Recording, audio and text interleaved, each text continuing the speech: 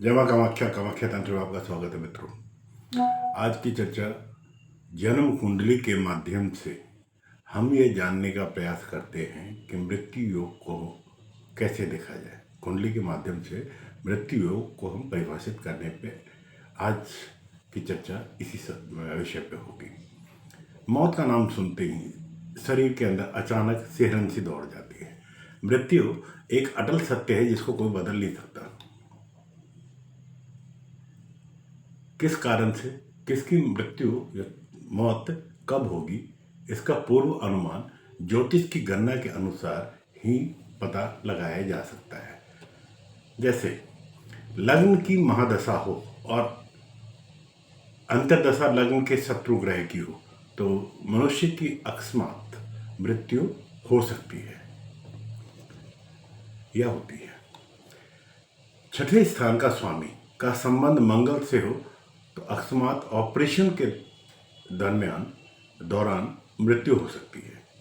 लग्न से तृतीय स्थान या कारक ग्रह से तृतीय स्थान में सूर्य हो तो राज्य के कारण मृत्यु हो सकता है। यदि शनि चर व चर राशि के 9 मास में हो तो दूर देश में मृत्यु होने के संभावनाएं बनती है। यदि शनि चर व चर राशि के 9 मास में हो तो दूर देश में जातक की मृत्यु हो सकती है। अष्टम में स्थिर राशि हो, उस राशि का स्वामी स्थिर राशि में हो तो गृह स्थान पर जातक की मृत्यु होती है। द्विस्वभाव की राशि अष्टम स्थान में हो तथा उसका स्वामी भी द्विस्वभाव राशिगत हो तो रास्ते में मृत्यु होना तय है। 3 ग्रह एक राशि में बैठे हो तो जातक सहस्त्र पद से युक्त पवित्र स्थान या किसी भी धार्मिक तीर्थ स्थान या गंगा के समीप उसकी मृत्यु होती है। लग्न से 22वें दृष्टांत का स्वामी या अष्टम भाव का स्वामी 9 भाव में चंद्र हो तो काशी तीर्थ, बुध शुक्र हो तो द्वारिका में मृत्यु होना संभव है। अष्टम भाव में गुरु चाहे किसी भी राशि में हो तो व्यक्ति की मृत्यु जो होती है वो बुरी हालत में होती है। 8वें भाव में गुरु चाहे किसी भी राशि में बैठा हो तो मृत्यु अच्छी नहीं होती। अब आपने देखा होगा किसी ने फांसी लगा लिया तो फांसी लगा के जो मृत्यु को प्राप्त करते हैं उनके कुंडली में कुछ इस तरीके से योग बने होते हैं। द्वितीयेश और अष्टमेश राहु व केतु के साथ 6, 8, 12वें में भाव में हो, सारे ग्रह मेष, वृष और मिथुन राशि में हो तो फांसी लगा के मृत्यु की संभावनाएं प्रबल होती है। चतुर्थ स्थान में शनि हो और 10वें भाव में कमजोर चंद्रमा के साथ में मंगल बैठे हो। चतुर्थ स्थान में शनि हो और 10वें भाव में कमजोर चंद्रमा के साथ मंगल बैठे हो तो भी मृत्यु की संभावना फांसी के द्वारा होती है। अष्टम भाव बुध और शनि स्थित हो तो फांसी से ही मृत्यु होती है। 8वें भाव में कुंडली के बुध और शनि अगर एक साथ बैठे हो तो मृत्यु की संभावना फांसी के द्वारा ही होती है। कमजोर चंद्रमा पापी ग्रह के साथ 9वें, 5वें या 11वें भाव में बैठे हो तो भी संभावना फांसी के द्वारा होती है। शनि लग्न में हो और उस पर शुभ ग्रह की दृष्टि ना हो, किसी भी राशि का लग्न हो और शनि लग्न में हो और उस पर किसी भी शुभ ग्रह की दृष्टि नहीं हो तथा राहु, सूर्य, छिन्न चंद्रमा युक्त हो तो जातक की मृत्यु गोली या छुरे से, किसी धारदार हथियार से मृत्यु होती है या हत्या होती है। 9 मास लग्न में सप्तमेश राहु केतु से 6, 8, 12वें भाव में स्थित हो तो व्यक्ति आत्महत्या करता है। चौथे, 10वें या त्रिकोण भाव में अशुभ ग्रह बैठे हो या अष्टमेश लग्न में मंगल के साथ युक्ति हो तो व्यक्ति की मृत्यु फांसी के साथ होती है। दोबारा सुन लें, चौथे, 10वें या त्रिकोण भाव में अशुभ ग्रह हो या अष्टमेश लग्न में 8वें भाव में मंगल से युक्त हो, लगने से अष्टमेश 8वें भाव में मंगल से युक्त हो तो फांसी के द्वारा उस व्यक्ति की मृत्यु होती है। कमजोर चंद्रमा पाप ग्रह के साथ 5वें या एकादश भाव में, तो भी सूली के द्वारा उस व्यक्ति की मृत्यु होती है। अब आपने देखा होगा कि बहुत सारे एक्सीडेंट केसेस होते हैं जो दुर्घटना से मृत्यु होती है, तो उनकी कुंडली में कौन से ज्योतिषीय योग या कौन से प्लैनेट्स होते हैं कि जिनके कारण व्यक्ति की मृत्यु एक्सीडेंट से होती है। तो चौथे, छठे और आठवें का संबंध, चतुर्थ, षष्ठेश और अष्टेश से संबंध हो तो मृत्यु वाहन दुर्घटना में होती है। यदि अष्टम भाव में चंद्रमा, मंगल, शनि हो तो मृत्यु धारदार हथियार के द्वारा होगी। इसी तरीके से चंद्रमा, सूर्य, मंगल, शनि 8, 5 या 9 में हो तो मृत्यु ऊंचाई से गिरने, समुद्र या तूफान या वज्रपात से हो सकता है। आठवें तथा अष्टम, षष्ठ और षष्ठेश और मंगल का इन सभी से संबंध हो तो मृत्यु शत्रु के द्वारा होती है। मित्रों, अष्टमेश और द्वादश में भाव परिवर्तन हो, आठवें का और द्वादश भाव का अगर भाव परिवर्तन हो और इस पर मंगल की दृष्टि हो तो अकाल मृत्यु का कारण बनता है। अब जन्म विष घटिका में होने वाले विष, अग्नि या क्रूर जीव से जो मृत्यु के योग बनते हैं, तो वो इस तरीके से कुंडली में उसका प्रभाव देखने को मिलता है।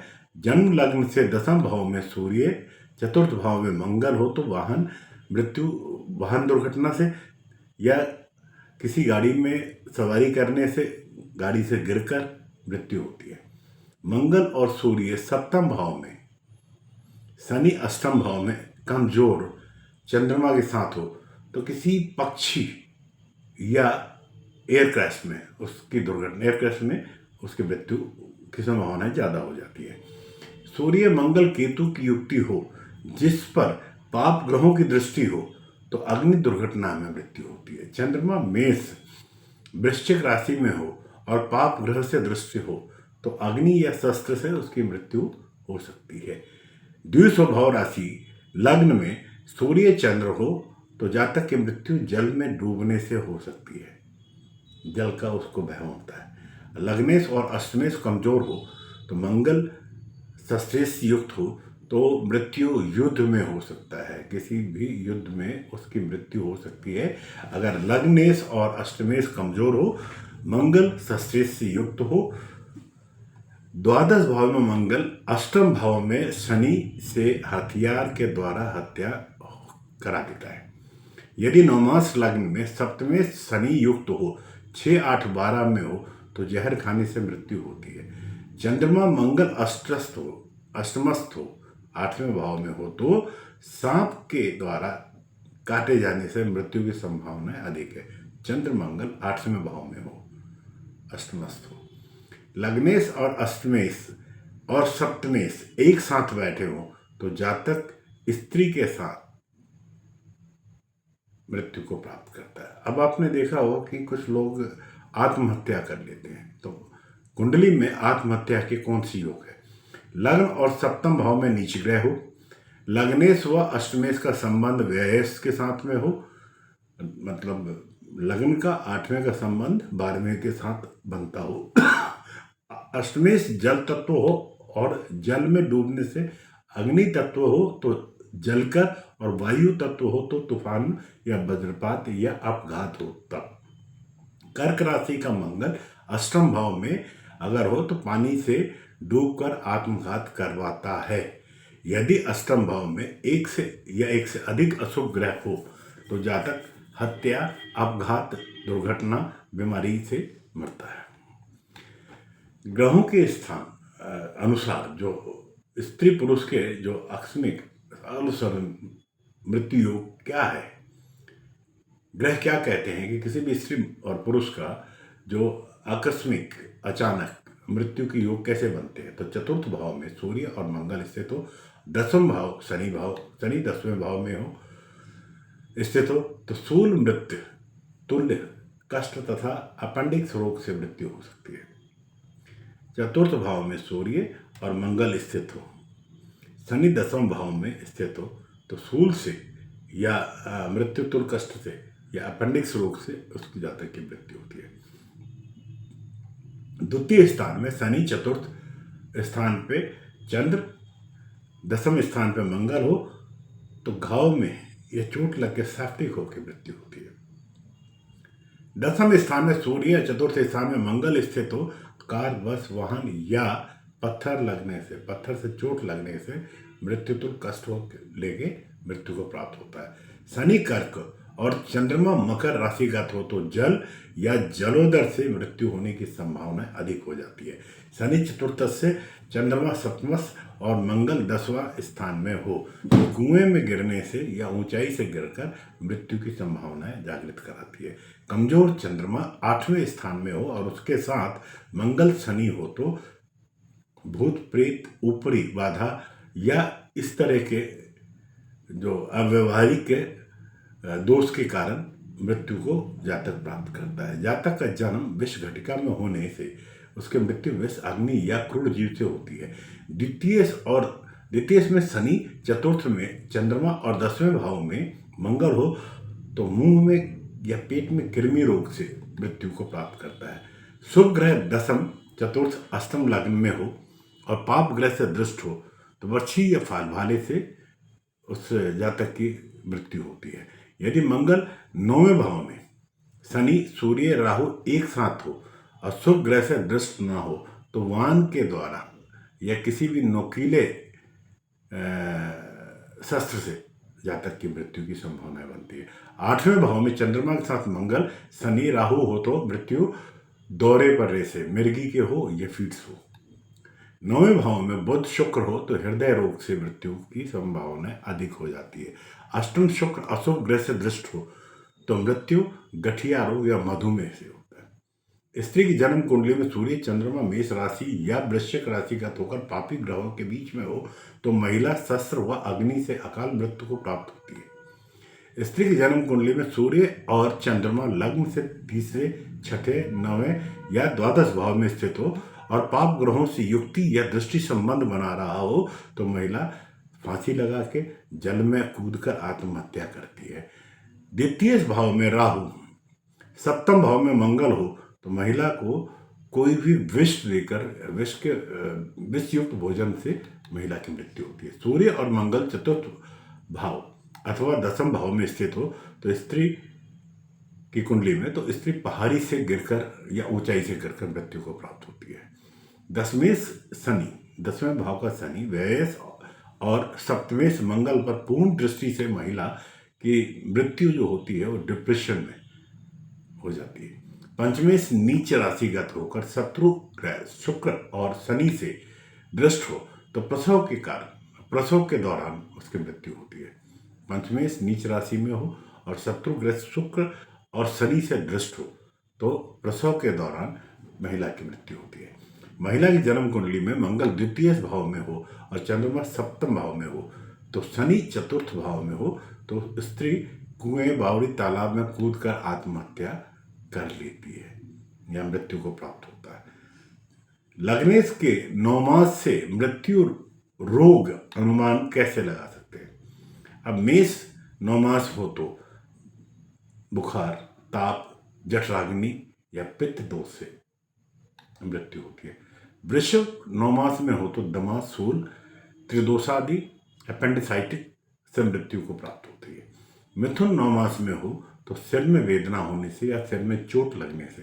कर्क 9 मास में हो तो बात रोग व उन्माद से मृत्यु को प्राप्त करती है। सिंह 9 मास में हो तो विस्फोट, घाव, विष या शस्त्राघात या ज्वर, बुखार से मृत्यु को प्राप्त होता है। कन्या 9 मास में हो तो गृह रोग, जठराग्नि, विकार से मृत्यु को प्राप्त होता है। तुला 9 मास में हो तो शोक, बुद्धि दोष, चतुष्पद के आघात से मृत्यु को प्राप्त होता है। वृश्चिक 9 मास में हो तो पत्थर या शस्त्र से चोट खाकर ग्रहणी के बेग से भी मृत्यु को प्राप्त करता है। धनु 9 मास में हो तो गठिया, विष, शस्त्राघात से मृत्यु को प्राप्त होता है। मकर 9 मास में हो तो व्याध, शेर, पशुओं से घात, सूल, अरुचि रोग से मृत्यु को प्राप्त करता है। कुंभ 9 मास में हो तो स्त्री के द्वारा विषपान, श्वास व ज्वर के अधिकता से मृत्यु को प्राप्त करता है। और मीन 9 मास में हो तो जल से या संग्रहणी रोग से मृत्यु हो सकती है।